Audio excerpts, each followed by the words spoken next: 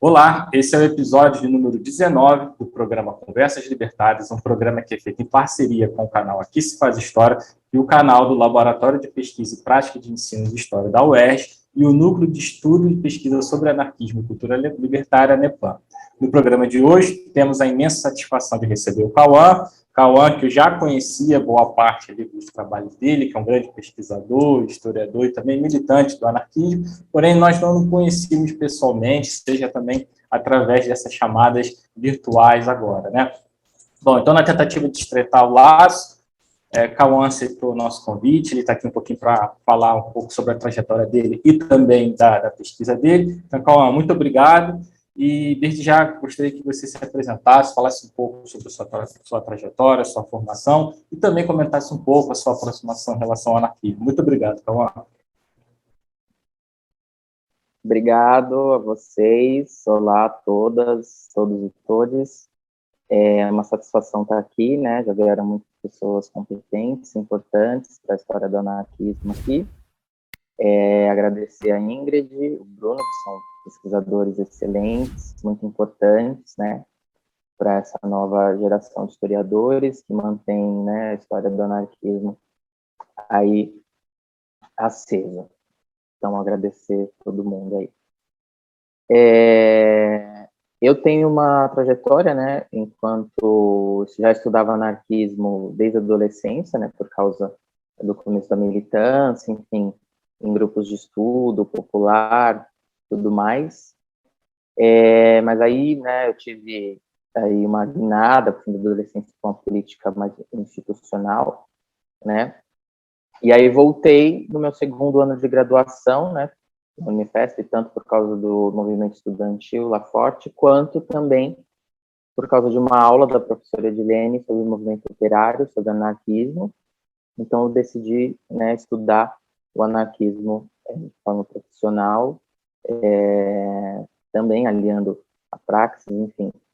E aí, foi isso. Logo no meu segundo ano de graduação, eu tive uma iniciação científica, né, sobre o jornal A Plebe, né, ele já foi muito estudado, só que por causa dos estudos novos sobre microhistória, né, sobre também a imprensa, né, começaram a aparecer algumas lacunas, e eu decidi investigar, usando também algumas biografias que foram aparecendo, né, dos militantes, e dos arquivos, né, tanto o CEDEM e também o arquivo de Garden-Roth, na Unicamp também, que começaram a digitalizar vários periódicos e facilitou, né, a pesquisa. E aí eu tive uma segunda iniciação científica, que era sobre a lanterna, né, e como esses militantes que participaram do jornal A Plebe foram se construindo desde a lanterna para chegar nesse jornal que foi importante ali para o movimento operário e para a greve de 1917. E no mestrado eu estudei os debates, né, encontros e desencontros que tinha ali dois grupos que divergiam às vezes taticamente, mas concordavam muito né, em muitas coisas. Era o grupo, né, em torno do jornal Guerra Sociale, ali que o Bruno também estudou, né, Carlo Romani, que foi parte da minha banca de mestrado, e o jornal A Plebe, né, e as posições deles diante da guerra, né, do sindicalismo e tudo mais. E aí depois eu cheguei no meu doutorado, que a gente pode falar um pouquinho melhor depois. Muito obrigado, Cauã. Então, aproveitando que você já deu a deixa, fala um pouquinho sobre o seu doutorado. Queria que você explorasse bem o tema em si, né? E comentasse também como é que, bom, como você já acabou falando, né? Explicasse um pouco também como você chegou até ele. Mas se você puder focar mais exatamente os desdobramentos em si da pesquisa e a hipótese que você está sustentando, seria interessante. Então, aí no mestrado, né, eu comecei a estudar. Eles tinham, os anarquistas naquele momento, né, diante da Primeira Guerra, eles tinham que ter uma posição ali para os trabalhadores do que fazer, né? A gente está vendo, se a gente está vendo agora na guerra da Rússia e Ucrânia, ele mobiliza, né, a opinião popular das nações, enfim, e da classe trabalhadora também, que fica receosa, com medo, mas alguns também ficam até incentivados por causa desse nacionalismo que, né, endurece nesses períodos. Então, ali o debate no movimento operário era muito difícil, alguns apoiavam, né, com o Manifesto 16 ali do Kropotkin, apoiavam o lado da guerra, mas os anarquistas brasileiros, como em outras partes do mundo, né, decidiram declarar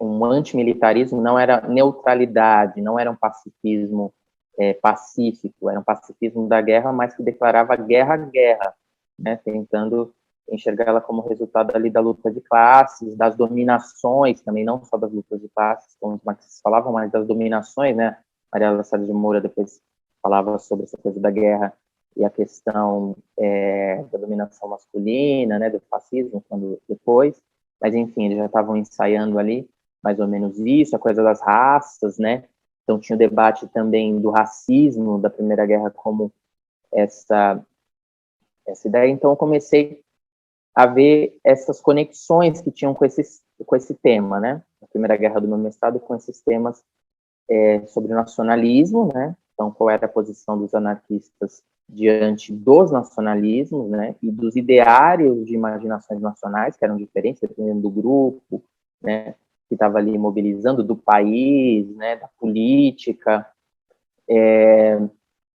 e também sobre as ideias raciais também, né, que envolviam isso,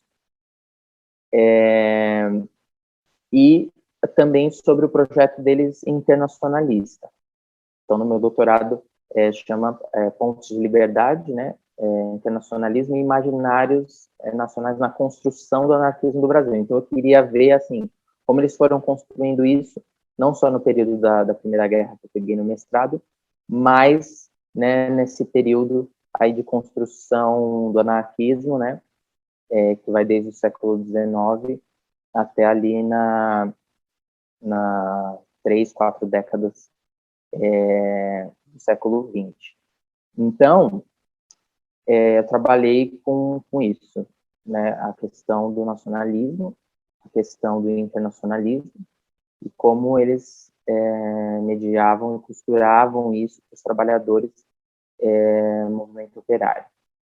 E aí, né, a gente tem uma bibliografia que fala muito sobre essa questão dos anarquistas, né, fazendo uma crítica ácida e visceral, isso é verdade, aos nacionalismos, né, eles eram internacionalistas, né, os seus grupos eram transnacionais, né, estavam muito envoltos ali no período por causa da imigração aos italianos, espanhóis, portugueses, né, conexões na Argentina, no Uruguai, então a gente conhece muito esse debate.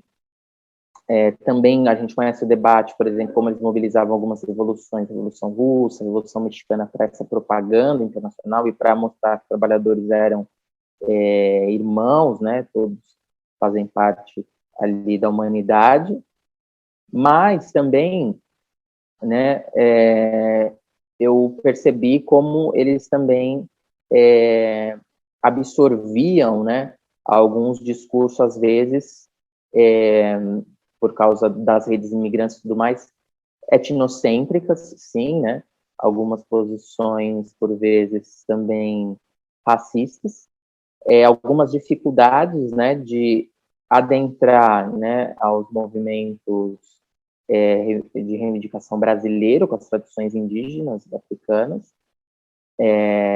mas também como eles também vão percebendo isso, porque alguns trabalhos também apontam essa crítica, mas não apontam também como eles também foram percebendo isso em determinados grupos, determinados militantes, e foram tentando sanar esses problemas também, e tentar adentrar, né, tanto fazer uma ponte, então, com o local, né, que é o que a teoria anarquista prega, o local, as condições locais, né, tanto das cidades ali, do estado que eles estavam pertencendo, quanto nacional, quanto continental, e aí vai ter vários projetos ali, como o Congresso Internacional da Paz, em 1915, e o Congresso Anarquisto-Americano, e também internacional, né, falando ali dos movimentos reivindicativos de todo mundo, né, embora os seus contatos fossem maiores por causa das suas redes com a Europa, mas eles tentavam alargar para outros lugares. Então, mais ou menos isso que eu trabalhei aí no doutorado. Acho muito legal, Cauã. Exatamente, um pouco pensando aqui nessa última fala que você fez, e também lendo ali, né, tanto o resumo da sua tese, quanto também as divisões do capítulo, e vejo justamente essa pergunta, que atravessa um pouco o que você acabou de comentar, né? Qual seria o papel do estrangeiro nesse processo de inserção do anarquismo, dos movimentos sociais? Você já comentou que isso seria um pouco, digamos assim, tensionado, né, em um primeiro momento, enfim, e perguntar se, na verdade, eles não vão participar desse processo juntos com os militantes brasileiros, né? Talvez, eu não sei, diferentemente de São Paulo, talvez aqui no Rio de Janeiro isso seja até mais explícito, né, de entender que eles estavam presentes, né, acompanham junto, que talvez São Paulo em determinados espaços, né, fica muito restrito, ficaria em tese muito restrito a um grupo étnico, né, no caso aí, preponderantemente os italianos, né. Você quer comentar um pouquinho sobre isso? Ou, enfim. Uhum. Então, a grande dificuldade da minha pesquisa, que até a minha banca falou, é o grande mérito, mas também é o ponto fraco, sendo de forma paradoxal. Porque quando você vai estudar, por exemplo, São Paulo, então você vai ter, do anarquista, você vai ter uma conclusão, que é essa, né? Tinha bairros que era 70% de italianos aqui, né? No fim do século XIX. Então, ele vai ter um caráter ali, né? Social, que vai ser construído de uma forma. No Rio, né, com o fim da escravidão, enfim, a população é bem, né, majoritária negra, vai ter outra, em Pernambuco outra. Então, eu queria estudar o Brasil, eu queria comparar diversos lugares para ver mesmo, e ter essa visão também um pouco mais ampla, porque era, tipo, né, falaram que era uma loucura, não tinha o que, embora minha nota foi boa no projeto, falaram assim, não, é loucura, isso não existe. Mas eu falei, não, vou tentar. Aí eu vou recortando, enfim, vou recortando com o tempo. Mas, então eu queria ver, né, essas diferenças, porque eu queria exatamente, como eu debato essa inserção regional, essas diferenças, então isso fazia sentido para mim, em algum sentido. Então eu acho que, né, apesar da ideologia, apesar do discurso, essa materialidade, né, de como, por exemplo, se você se constrói o anarquismo num bairro, né, 70%, 60% de italianos, em outro que tem uma tradição abolicionista diferente, né, em Salvador, que já era outra coisa, em Pernambuco, que já era outra coisa, ali, né, tinha, apesar de ter bastantes imigrantes, tinha menos essa presença, os debates, eles vão se dar ali de outra maneira, né, mas eu acho que em vários momentos, né, contou com essa contradição, né, em vários momentos eles conseguiram adentrar bem os movimentos reivindicativos, né, conseguiram uma inserção social em vários movimentos, uma construção, né, mas em outros momentos também eles eram muito estranhos, né, a esse conjunto da classe trabalhadora brasileira também. Então, eu acho que teve as duas coisas, porque eu vejo muitas pesquisas que, ora, elogiam muito, né, falam, nossa, anarquismo genial, tinha que, né, eles estão falando de muitas coisas que iriam dar, se a classe trabalhadora tivesse ouvido eles, daria certo, e muitos também criticam, falando, não, anarquismo era uma planta exótica, ou seja, confirma aquela hipótese, na verdade, que é da polícia brasileira, e que ele é totalmente etnocêntrico. Então, eu acho que nenhuma coisa nem outra, né, o que eu concluí, é que realmente eram pessoas tinha uma base ideológica, mas eram pessoas, né, que estavam ali numa rede complexa, que estava uma transformação no Brasil que era bastante ali caótica, vamos dizer assim, era um processo histórico muito difícil, o fim da abolição, a vinda, né, da imigração, o começo ali do liberalismo, do café. Então, eu acho, e depois endurecimento do Estado, da Primeira Guerra, elementos caóticos, e ali você tinha que lidar com isso. E ali vai ter, né, acertos, erros, vai ter construção de discursos novos, né? Muitas vezes também muitos militantes, por exemplo, o Didi, né, Damiani, ele voltou para a Itália depois, e muitas das práticas aqui que eles foram construindo depois ensinaram, né, militantes de outros países, né, no Vasco também, quando voltou para Portugal, e inclusive na volta dele deu um gás no movimento operário português. Então, às vezes, essas influências não eram só de cima para baixo, né, mas também a gente construiu muitas posições e depois foram usadas também em outros países, e eu acho que isso, né, a história transnacional, internacional, ajuda muito, porque às vezes a gente só quer entender ali no nosso limite ali nacional e acaba vendo que às vezes o ganho, tudo bem, aqui não deu, entre aspas, certo, né, se efetivou uma revolução russa e tal, mas às vezes esse trânsito de ideias, essas correspondências ajudaram outros processos, né, aprendizado para o movimento operário global, enfim. Esse último ponto, eu tenho pensado muito nisso, né? Pensar, por exemplo, alguns movimentos marcantes, vamos colocar a própria greve 17, a gente está falando de São Paulo, né? O que essa experiência de 17, inclusive, não serve e ensina militantes fora do Brasil, né? A partir das notícias, porque provavelmente essas notícias circularam. Acho que seria um ponto no futuro ao também estudar essa perspectiva, né? Enfim, acho que também seria um tema bem interessante, difícil também de fazer, né? Mas entender mais ou menos isso. O que as notícias que se tem em relação a esses grandes eventos, esses grandes episódios, fora do Brasil, por meio dos anarquistas que estão também articulados, seja aqui não sei, no Cone Sul, né? Espalhados na Argentina, no Uruguai, inclusive também na Europa, por que não, né? Porque, afinal de contas, essas notícias circulavam. Cauã, dentro disso, né, queria que você aproveitasse dando seguimento aí nossa exposição sobre o doutorado, queria que você comentasse sobre as suas fontes, né, e ao mesmo tempo comentasse também sobre a relevância em si do seu tema, na sua opinião, né, relevância, digamos assim, social. E em relação às fontes, queria que você comentasse se você trouxe alguma abordagem diferente, trouxe alguma coisa especial. Fica à vontade, tá?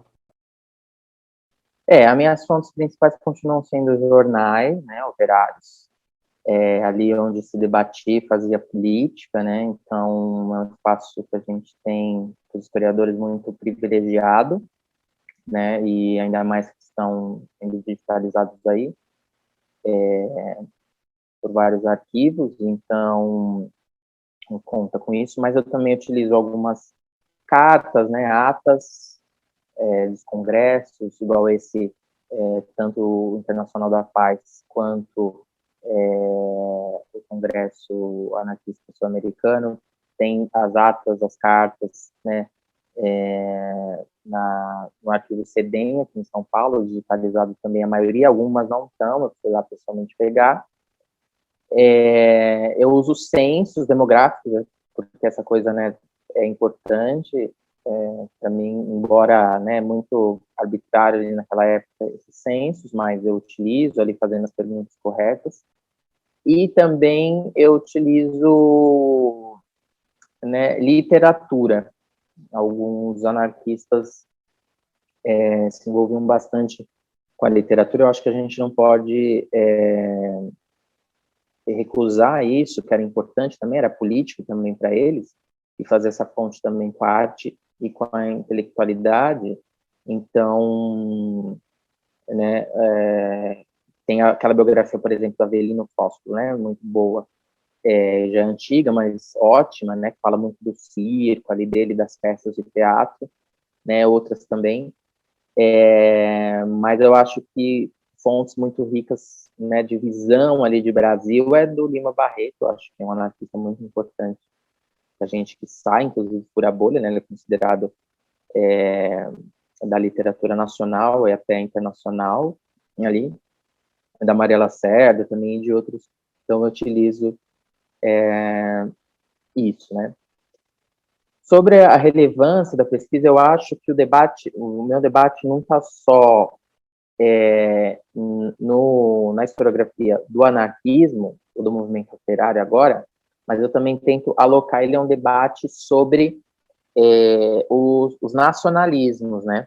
É um debate ali, Benedict Anderson, né? Outros cientistas políticos, historiadores fazem, da conexão que tem, então, o que ele chama de primeira globalização, né? Que vem ali com a fundação do capitalismo, né, com os próprios nacionalismos. Ele fala que não foram opostos, né, que o movimento globalizante e os nacionalismos, na verdade, eles são complementares, né, na verdade, um ajuda o outro, porque o capitalismo, ele precisa, né, dos nacionalismos, então, à medida que ele se expande, ele não é uma contradição, os nacionalismos, eles vão se disseminando, né, já que eles são artificiais, né?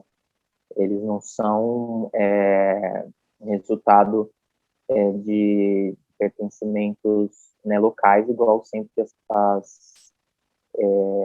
os povos tiveram, mas na verdade são, né, mobilizados ali por essa classes dominantes que foram se edificando nesse processo. Então eu faço esse debate com o nacionalismo. E também um debate muito interessante é que, o que eu tento no final concluir, é que a literatura marxista sempre falou, né, que, enfim, o anarquismo e outros movimentos até não tinham uma visão de Brasil, né, uma visão ali anti-imperialista de Brasil e tal, né, que estava muito ancorada ainda nesse, entre aspas, idealismo e tudo mais, não conseguia compreender as razões brasileiras. Eu mostro que não, ele debatia muito o Brasil. Equivocado, pode ser que não tenha uma grande tese da sociologia, né, que depois foi, ainda mais depois da década, né, o pensamento social brasileiro, que vai se fundar depois, né, 1930, 40, mas eles já estavam debatendo sobre as condições locais do Brasil, sim, muito antes. Eles tinham uma visão de Brasil, às vezes, como eu falei, erravam muito, foi errando e acertando, mas isso é exatamente próprio do anarquismo, né? Esse debate coletivo, esses debates nos jornais, né? Esses debates horizontais que foram construindo as visões de Brasil e que, inclusive, depois, vários militantes marxistas, né, como a Sorgildo Pereira, puderam absorver. Se não tivesse esse debate, né, igual o Thompson fala, é de baixo para cima, então ele vai sendo construído.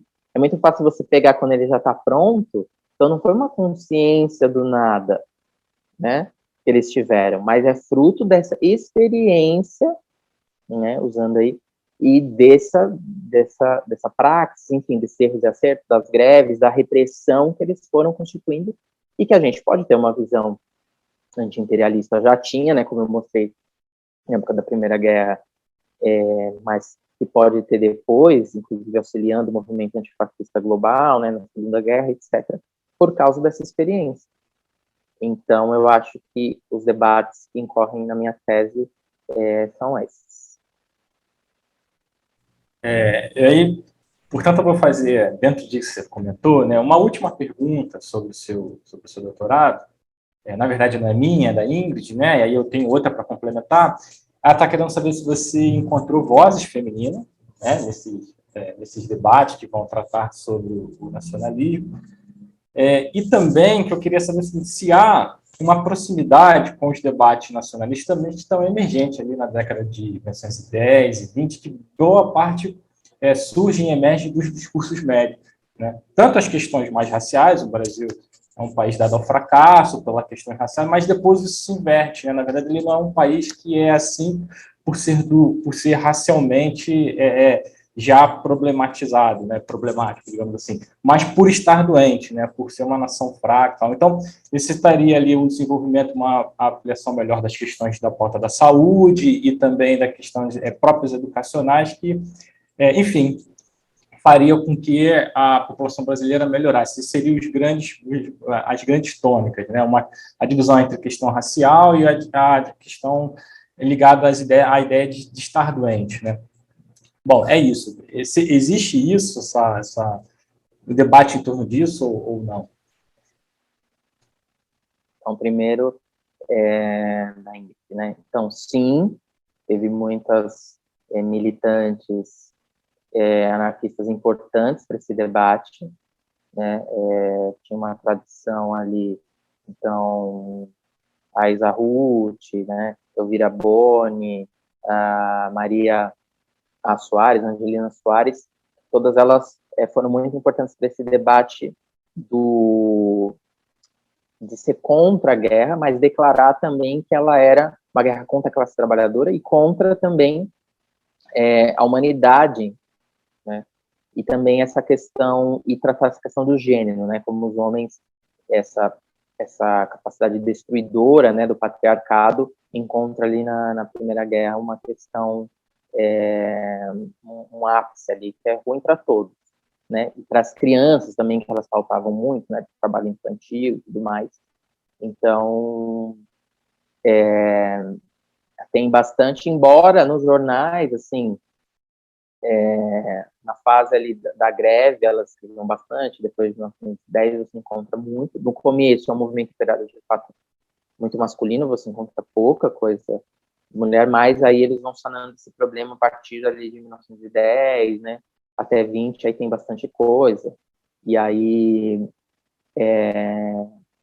tem bastante, mais majoritário mesmo eram opiniões de homens masculinos, mas existem essas vozes, sim, femininas na tese e no movimento operário, claro, na época, né? Sobre o do Bruno, eu acho que, assim, a minha banca falou, né? Esse é um debate muito espinhoso, porque deveria um trabalho só nisso, esses debates cientificistas. Há alguns trabalhos sobre, né?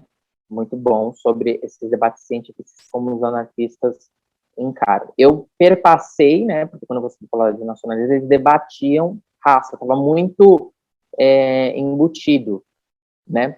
Porque eles falavam às vezes assim, a raça italiana, né? Muitos falavam isso, então estava muito embutida essa questão do nacionalismo e as raças. E no Brasil também, o que seria a raça brasileira? Seria essa mistura, ela é ruim, então o elemento, né, negro indígena, para esse científico, será ruim, então tinha que embranquecer a população. Então eles estavam nesse debate. Então os anarquistas tentavam ali, ora vacilavam muito, né, por causa dessa absorção do positivismo, do cientificismo, mas logo por causa desse debate anti-imperialista, eles marcaram algumas posições, né, do internacionalismo, que na verdade eles falavam que essa mistura era muito boa, que na verdade não existia raça pura, que isso era uma invenção científica, e que teria que tomar, né, cuidado. Eles tentavam fazer essa diferença entre essa autoridade científica e a ciência, embora eles acreditavam muito na ciência, né, por causa dessa absorção ali da ciência do século XIX, mas eles tentavam, então, marcar essa posição. Então, eu não explorei muito, mas é uma coisa que eu quero explorar depois, pegando a bibliografia, essa bibliografia sobre cientificismo, da época, esses debates da eugenia, né, por exemplo.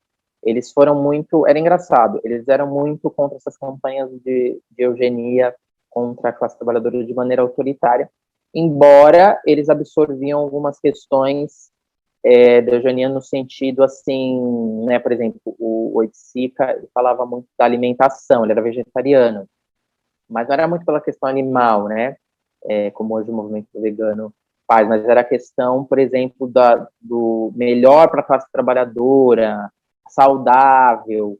Então, eles absorviam, sim, eles eram contra a coisa autoritária do Estado, né, vindo e reprimindo pessoas ali nos lugares, mas, em certo sentido, falava até da alimentação ter uma moral melhor, né? Por exemplo, dessa. Então, tinha alguns discursos, sim. Então, eu acho que dá muito, o debate dá muito pano para manga.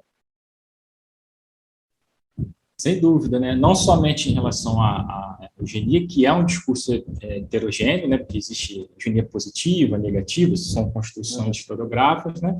Mas também, como, por exemplo, discursos ligados à área da criminologia, da psiquiatria, os anarquistas na imprensa aqui no Brasil também. Já existem trabalhos fora do país que vão trazer isso, né? Agora falta fazer aqui. E pouco que eu investiguei do meu trabalho, isso vem aparecendo, mais principalmente ligado aos discursos criminológicos. Os anarquistas aqui no Brasil vão falar sobre isso, vão reproduzir textos e às vezes vão produzir artigos debatendo com essa questão, né? E é muito interessante de fato. E aí não só ficar em relação à criminologia, mas como você está falando, né? Expandir para outros campos do conhecimento científico. Cauã, já que você comentou sobre o veganismo, fica à vontade agora para você falar um pouquinho sobre, sei lá, seus projetos, suas publicações recentes. Eu sei que você publicou um livro recente, né, falando sobre o veganismo específico. Então, tem 2 livrinhos novos, mais ou menos novos, né, do ano passado e um do ano retrasado, que tem os 2 pôsteres aqui, né? Então, um sobre o jornal A Plebe, né, que é da minha monografia ainda, que virou um livrinho, e o outro sobre veganismo popular, né, as apropriações de leituras libertárias e socialistas do veganismo, que na verdade é do meu coletivo, que chama ANTAR, Poder Popular Antiespecista. Então, tem esses 2 livrinhos da editora Terra Sem Amos, né? E tem também um livrinho que já é antigo, de 2018, do Instituto de Teoria e História Anarquista, e editora Prismas, que eu organizei com o Rafael Viana, que é a história do anarquismo no Brasil, né? História do anarquismo e do sindicalismo de intenção revolucionária do Brasil, isso, novas perspectivas, que está em download, dá para baixar, né? Não tem mais para comprar, mas dá para baixar no ITA, Instituto de Teoria e História Anarquista, e @ no Twitter e Insta, ITH Anarquista, tá bom? Eu acho que esses são os trabalhinhos mais novos aí, que dá para acompanhar um pouquinho o que eu escrevi. Legal, pode... Bom, de qualquer maneira, eu vou colocar aqui na descrição do vídeo todas as suas publicações e na hora que você estiver comentando sobre cada um, a gente coloca aqui a imagem, tá? Na edição do vídeo, que aí eu acho que facilita, né, para quem se interessar e estiver assistindo. Bom, aí é pergunta para finalizar mesmo, e é o estilo provocação. Provocações. O que é o anarquismo? O que você entende que é o anarquismo para você? O que significa? Enfim, também fica à vontade para poder responder. Eu entendo anarquismo como uma das maneiras, pode ter outras, né, que alguns oprimidos arranjaram para tentar se libertar. Eu acho que essa questão da libertação, ela é um pouco inerente, né, de alguns seres humanos. Ele até histórico, todos os seres buscam a liberdade, né?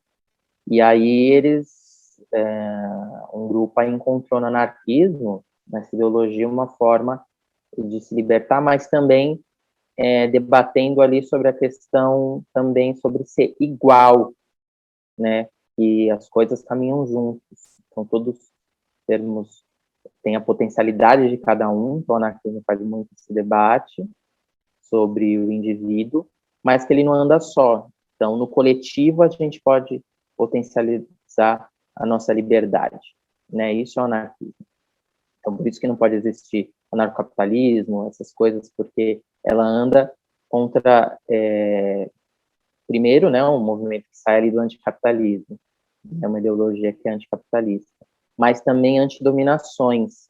Então, ela vai debater formas de se libertar de todas, né, e cada vez mais, nunca vai estar pronto, né, do patriarcado, né, as questões de raças, os anarquistas sempre pontuaram isso, da sexualidade, mas e potencializando isso, o indivíduo na comunidade. Então, é uma forma que alguns oprimidos encontraram de se libertar e que pode, né, ela não exclui outras formas, né, ela pode dialogar, como a gente viu na história do anarquismo, né, com a questões de libertação feminina, no movimento indígena, no movimento negro, enfim. Mas também é um tipo de socialismo, né, vendo ali como a humanidade poderia abolir esse sistema global capitalista e que tem a ver também, como a gente estava falando, com os estados, a Constituição dos Estados Nacionais. Excelente, Cauã, excelente. Bom, agradeço aqui ao Cauã, mais uma vez, por ter aceitado o convite, por estar aqui, falando um pouquinho sobre a trajetória dele, também sobre a pesquisa dele no doutorado. Se vocês gostaram dessa entrevista e de tantas outras que tem aqui no canal, né, depois, para quem tiver interesse, pode dar uma olhada, olhar e visualizar os vídeos e os demais entrevistados que passaram por aqui. Então, vocês podem curtir também e compartilhar, né, fiquem à vontade. Lembrando que os vídeos vão ao ar sempre às quinta-feira, às 7 horas da noite, tanto aqui no canal Aqui Se Faz História, quanto também no canal do LPPE. Enfim, ficamos por aqui. Cauã, destaque final, quer falar uma coisa para encerrar e para finalizar? Não, agradecer de novo você, a Ingrid, e agradecer a todos que vão ouvir. E é isso. Obrigado. Então, até a próxima. Saudações libertárias a todos.